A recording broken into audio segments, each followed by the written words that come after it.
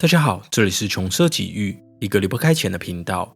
无论是否想要小孩，教育是每个人一生中必然经历的课题。有些望子成龙的父母，从小就排满各种学习活动，但并非每人都适合这样的教育方式。像在台湾社群网络上，最近就疯传一篇国小生的学霸式作息，引起网友热烈讨论。而在20多年前的中国，更有一对父母写了本书，名为《哈佛女孩刘亦婷素质培养纪实》，记录他们如何认真地栽培女儿，让她长成哈佛大学的高材生。在当时的中国，这本书被不少父母奉为养儿育女的交战手册。但20多年过去了，近期却出现反转的消息。有人指出，当年的哈佛女孩，如今只是美国的普通中产，更称这场持续25年的鸡娃骗局碎了。本期影片就要来聊聊这背后到底发生了什么事。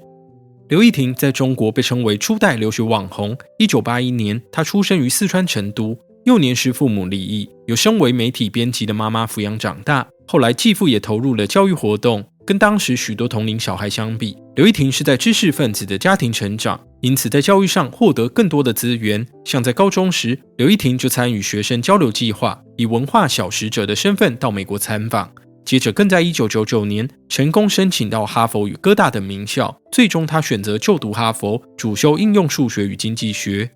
在当时的中国，这可说是件大事，报章杂志争相采访，民众的信件挤爆媒体信箱，许多人都想知道如何才能养出哈佛小孩。与此同时，却也有人提出质疑。一位曾在央视工作的资深媒体人认为，刘亦婷的课外活动很贫乏，也没有在哪些大赛获奖，更没有 SAT 成绩，而是靠着关键人脉才顺利进到哈佛。而他的贵人名叫拉瑞，曾在美国最高法院与司法部门任职，后来从事美中教育交流的工作，正是他选出刘亦婷到美国参访。对于外界的质疑，刘亦婷的父母跳出来反驳，强调拉瑞在哈佛并没有人脉关系，而且刘亦婷在哈佛大学的表现能证实招生委员会做出正确的选择。至于刘亦婷本人过得如何，根据美国教育媒体报道，她当年过着相当朴实的留学生活，同学们不知道刘亦婷在家乡是个名人，而她的困扰也跟同龄同才没有多大的不同。刘亦婷在大4时曾经对媒体透露，自己还找不到最喜欢或是最擅长的事情。不过他还是相当努力，除了积极参与学校的活动，担任亚洲与国际关系研讨会的主席，个人成绩也相当不错。毕业后的刘亦婷在金融业工作，之后跟一个美国人结婚，对方是一家律师事务所的合伙人，两人过着相当舒适的婚后生活。虽然刘亦婷在学生时期有些风雨，但在那个年代要成为留学生并不是简单的事情。刘亦婷在求学阶段的表现也相当优异，当前的生活与成就堪称人生赢家。然而故事还没有结束。2024年有中国媒体刊文，标题是当哈佛女孩刘亦婷成为美国普通中产，这场持续25年的鸡娃骗局碎了。按理说每个人都有属于自己的人生，旁人没有智慧的权利，那为何低调的刘亦婷会持续受到讨论？原因在于刘亦婷的父母可说是中国鸡娃教育的第一代倡导者。鸡娃描述的父母类型是那种为了冲高小孩成就，从小就拼命安排学习活动的爸妈。对于现代的父母来说，这种做法会剥夺孩子快乐的童年，但在20多年前的中国却受到无数父母推崇。而刘亦婷的母亲刘卫华与继父张新武在女儿成功进入哈佛后，更因为出书分享送女儿进名校的心得，成了当时的教育名人。简单来说，这本书就是交战手册，认为从婴儿时期就要启动教育，3到6岁要全面开发心智。书中还建议读者不能使用可爱的婴儿语与孩子对话，不可以溺爱孩子，而是要讲道理，从小培养独立自主的性格。另外，刘卫华夫妇也订定严格的餐饮内容，还有现代人难以想象的教育手段，像是刘亦婷还小时就被要求紧握冰块，借此训练耐力与意志力。这本书一出版，就让刘亦婷一家成为中国父母的偶像。从2000年问世到2009年，热卖超过200万册，更掀起模仿风潮。市面上出现一大堆哈佛男孩或东大男孩等类似的书籍。然而捧得越高，就越容易受到质疑。中国媒体后来翻出刘亦婷当年的日记，里面写满她曾经的雄心壮志，像是她要把一生奉献给祖国的经济建设，还要以科学知识为杠杆，为人民提供更多的就业机会。对比于她作为美国中产的平凡人生，曾经的鸡娃神话似乎成了笑话一场。然而也有不少人反驳以上的论点，认为成功有多元定义，并非只有成为国家伟人或是某个领域的名人才算是出人头地。还有不少人认为鸡娃教育正是引发争议的原因。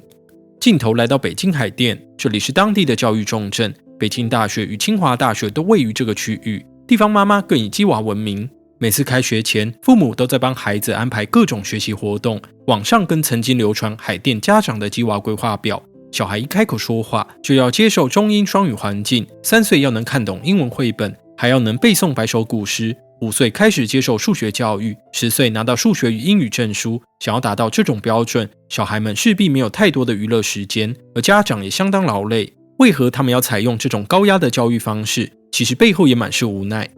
专家认为，教育除了培养知识，也是一种阶级复制的工具。高收入家庭为小孩找家教，花大钱学才艺，是要维持家庭的阶级优势；中等收入家庭把小孩送去课后辅导，则是希望孩子未来能跳升到更高的阶层。而考试制度更进一步拉高竞争的程度。中国媒体在2021年公布一份调查，其中从2009年到2019年间，中国有越来越多的初中生可以进入普通高中就读，但问题是明星学校僧多粥少。而且同一份调查还发现，受访的家长有高达90%以上都希望孩子的学历要高于或等于自己的学历。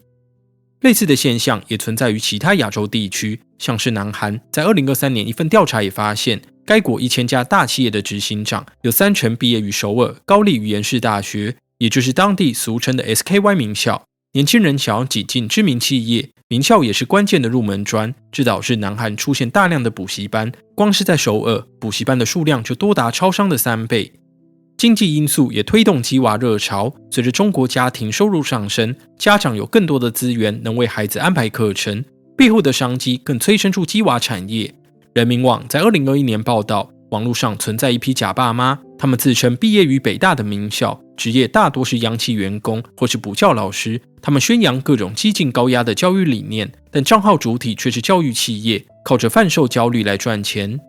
除了教育与经济的因素，学历内卷也是出现鸡娃现象的主因。中国教育部在2023年底预估，今年大专院校应届毕业生的规模将达到1100多万人，再创新高。虽然出了社会以后，学历不能代表能力，但对于新鲜人而言，文凭与学校的人脉对他们第一份工作还是有很大的影响力。而家长为了让孩子能从教育内卷中脱颖而出，从小就要让他们准备考上顶尖名校。总结来说，教育是社会风气的缩影，无论是中国的鸡娃，或是台韩的补教文化，背后都隐藏人们对阶级流动、工作收入与同侪竞争的焦虑。社会风气很难在短时间内扭转，家长能思考的或许是让孩子在学习与放松之间取得平衡，享受仅有一次的童年时光。好了，这集的重奢就到这里。对这个话题有兴趣的朋友，不妨在下面留言聊聊你们的想法，也欢迎追踪我们的脸书与 IG。我们下一集再见，拜拜。